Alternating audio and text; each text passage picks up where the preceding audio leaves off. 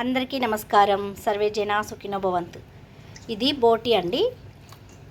దీన్ని ఇలా నీళ్ళల్లో శుభ్రంగా కడుక్కోవాలి. కడిగి మనం వేరొక గిన్నెలోకి ఇలా వేసుకోవాలి. ఇది చాలా గట్టిగా ఉంటుందండి, మందంగా సరిగా ఉడకదు. కాబట్టి దీన్ని మనము శుభ్రంగా కడుక్కోవాలి. ఇందులోకి ఇప్పుడు మరిగే వాటరు పోసేసుకోవాలి.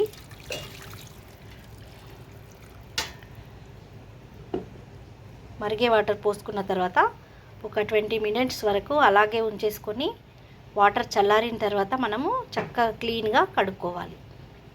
చూడండి, బోటి ఇలా వేడి నీళ్ళలో మనం ఉడకబెట్టాం కదా, కాసేపు వేడి నీళ్ళలో వేసాను. చాలా బాగా మంచిగా క్లీన్ అయిపోయింది. చూడండి, వీటి మీద పొట్టు అంతా ఇలా వచ్చేసింది. ఇది తీసేసుకోవాలి. వేడి నీళ్ళలో వేస్తే ఈజీగా వస్తుందండి. చూడండి ఎంత క్లీన్గా అయిపోయిందో.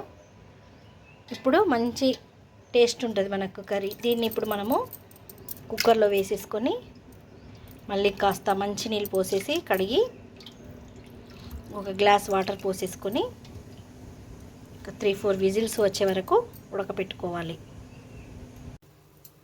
బోటి కోసం ఇలా ఆనియన్స్ ఫ్రై చేసుకోవాలి దోరగా. ఇందులోకి కాస్త పసుపు, 1/2 టీ స్పూన్ సాల్ట్ వేసుకోవాలి. ఇవి చక్కగా కలిసేలాగా కలుపుకోవాలి. బోటి మంచిగా ఉడికిందండి. ఉడికిన వాటర్ను మనము తీసివేసేయాలి. ఆ వాటర్ పోసుకోవద్దు. మళ్ళీ శుభ్రంగా మంచిగా కడగాలి ఉడికిన తర్వాత కూడా.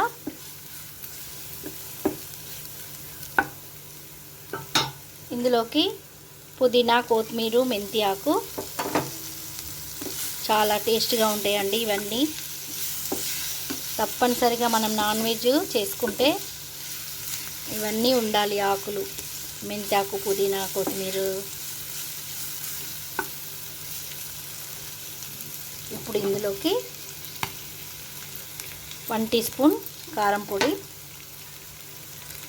1/2 teaspoon salt, 1/4 teaspoon garam masala, 1 teaspoon ధనియా పొడి. ఇవన్నీ వేసుకొని చక్కగా కలపాలి.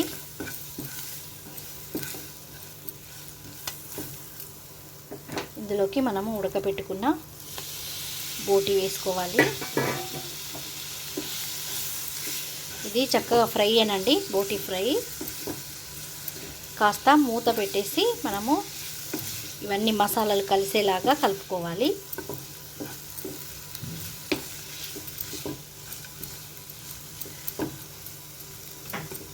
మూత పెట్టేసి ఒక 5 మినిట్స్ ఇలాగే ఉడకనివ్వాలి. చూడండి, బోటి కర్రీ చక్కగా దగ్గరకు అవుతుంది. ఇలా మనము అన్ని ఉప్పు కారాలు అన్నీ వేసాం కదా, మంచిగా వాటర్ లాగా వచ్చేసి ఉడికిపోతున్నాయి. ఇంకొక 1 మినిట్లో దించేసుకోవాలి. చూడండి, బోటి ఫ్రై చక్కగా దగ్గరికి అయిపోయిందండి. ఇంతే, చాలా టేస్ట్గా ఉండండి. నేను చెప్పిన ప్రాసెస్లో మీరు తప్పకుండా ట్రై చేయండి. ఈ విధంగానే ఉడకబెట్టి చేసుకోండి.